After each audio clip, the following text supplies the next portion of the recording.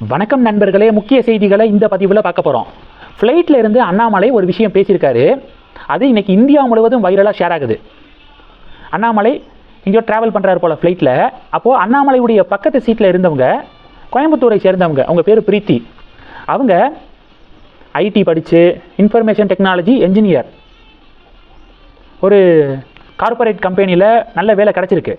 சில வருடங்களுக்கு பிறகு அந்த வேலையை குவிட் பண்ணிவிட்டு அவங்க புதிதாக ஒரு தொழில் தொடங்கியிருக்காங்க, ஆண்டர்பிரனர். அவங்க இது சம்மந்தமாக அண்ணாமலை கிட்ட சொல்ல, அண்ணாமலை பார்த்தீங்கன்னா சமீபத்தில் அவங்க அண்ணா நகரில் அவங்களுடைய புதிய நிறுவனத்தை தொடங்கியிருக்காங்க. இது அண்ணாமலை கேள்விப்பட்டோனையே அவர் வாழ்த்தியிருக்காரு. அவங்கக்கிட்ட பர்சனலாக வாழ்த்துனது மட்டும் இல்லாமல் அவங்க தொடங்கின நிறுவனத்தில் வேலை பார்க்கக்கூடிய அனைவருக்கும் என்னுடைய வாழ்த்துக்கள் அப்படின்னு சொல்லிட்டு அண்ணாமலை மோட்டிவேட் பண்ணியிருக்காரு.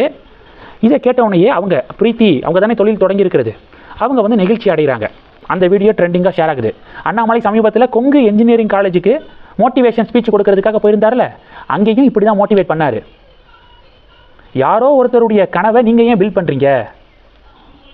வெளிநாட்டை சேர்ந்த ஒரு பெரிய கம்பெனியில் பெரிய என்ஜினியராக இருக்கிறதுனால பிரோஜனம் கிடையாது. நீங்கள் தலைவராகுங்க, நீங்கள் ஒரு தொழில் தொடங்குங்க, நீங்கள் லீடர் ஆகுங்க அப்படின்னு சொல்லி அங்கே மோட்டிவேட் பண்ணார். இவங்க அந்த ஜாபை குவிட் பண்ணிவிட்டு புதிய ஒரு தொழில் தொடங்கியிருக்காங்க. ஸோ இதை தான் அண்ணாமலை அவங்களுக்கு வாழ்த்து தெரிவித்து வீடியோ பேசியிருக்காரு. இது ஒன்று. ரெண்டாவது என்ன பார்க்க போகிறோன்னா, இது மாதிரி தான் யங்ஸ்டர்ஸை மோட்டிவேட் பண்ணணும். சூப்பர் அண்ணாமலை, ஜென் இசட் தலைமுறைக்கான தலைவர் அண்ணாமலை அப்படின்னு சொல்லிட்டு ஜென் இசட் தலைமுறையை சரியாக வழி நடத்தக்கூடிய தலைவன் அண்ணாமலை அப்படின்னு பலர் பாராட்டிக்கிருக்காங்க. இது ஒன்று. ரெண்டாவது என்ன பார்க்க போகிறோம்? ரெண்டாவது, வந்தே மாதரம் பாடலை முன்னாடி இது வரைக்கும் 2 ஸ்டான்ஸா மட்டும்தான் பயன்படுத்திக்கிட்டு இருந்தோம். பழையபடி 6 ஸ்டான்ஸா பயன்படுத்தணும். 1937க்கு முன்பாக 6 ஸ்டான்ஸா பயன்படுத்தப்பட்டுச்சு. ஆனால் காங்கிரஸ் தான் ஓட் பேங்க் பாலிடிக்ஸ்க்காக 4 ஸ்டான்ஸாவை நீக்கிருச்சு அப்படின்னு சமீபத்தில் மோடி சொன்னாரா. இதனைத் தொடர்ந்து ஹோம் மினிஸ்ட்ரி அனைத்து மாநில அரசாங்கத்திற்கும் சர்க்குலர் அனுப்பியிருக்காங்க. தேசிய கீதம் எந்த நிகழ்ச்சியில் இசைக்கப்படுதோ கூட வந்தே மாதரமும் இசைக்கப்படணும். தேசிய கீதத்துக்கு எந்த ரெஸ்பெக்டை நம்ம கொடுக்குறோமோ அதே ரெஸ்பெக்ட், மரியாதை வந்தே மாதரத்துக்கும் கொடுக்கப்படணும் அப்படின்னு சொல்லிட்டு சர்க்குலர் அனுப்பியிருக்காங்க.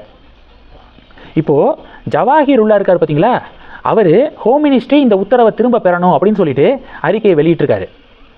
வந்தே மாதரம் பாட சொன்னது தப்பா? அதை எதுக்காக திரும்ப பெறணும்? கண்மூடித்தனமாக இப்படியெல்லாமா எதிர்க்கிறது அப்படின்னு சொல்லிட்டு இப்போ ஜவாஹிர் உள்ளா அவர்களுக்கு எதிர்ப்புகள் குவிந்து வருது. அதில் என்ன சொல்லியிருக்காருன்னா, இந்தியாவின் பன்மை சமூக இயல்புக்கு நேர்மாறானது இப்போ ஹோம் மினிஸ்ட்ரியுடைய இந்த சர்க்குலர். தேசிய கீதத்தின் அரசியலமைப்பு மரபை சிதைக்கும் இந்த அறிவிப்பு, அதனால் உடனடியாக திரும்ப பெறணும் அப்படின்னு சொல்லிட்டு ஒரு அறிக்கை வெளியிட்டிருக்காரு. அது சரி, தமிழகம் தலை நிமிர்ந்துருச்சு. போன ஆட்சியில், அதிமுக ஆட்சியில் கவர்னர் உரையில் நன்றி வணக்கம் ஜெய்ஹிந்த் அப்படின்னு இருந்துச்சு. ஆனால் இப்போ திமுக ஆட்சியில் நன்றி வணக்கம் மட்டும்தான் இருக்குது, கவர்னர் உரையில் ஜெய்ஹிந்த் அப்படிங்கிறது இல்லை. இதனால் தமிழகம் தலை நிமிர்ந்துருச்சு அப்படின்னு சொன்னது யார்?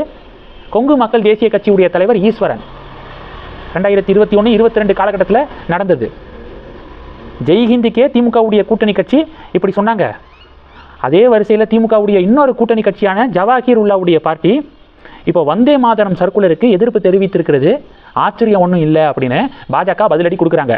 மூணாவது, அஸ்ஸாமில் IAF உடைய இந்தியன் ஏர்ஃபோர்ஸுடைய டிரான்ஸ்போர்ட் ஏர்கிராஃப்ட் தேசிய நெடுஞ்சாலையில் தரையிறக்கப்பட்டிருக்கு.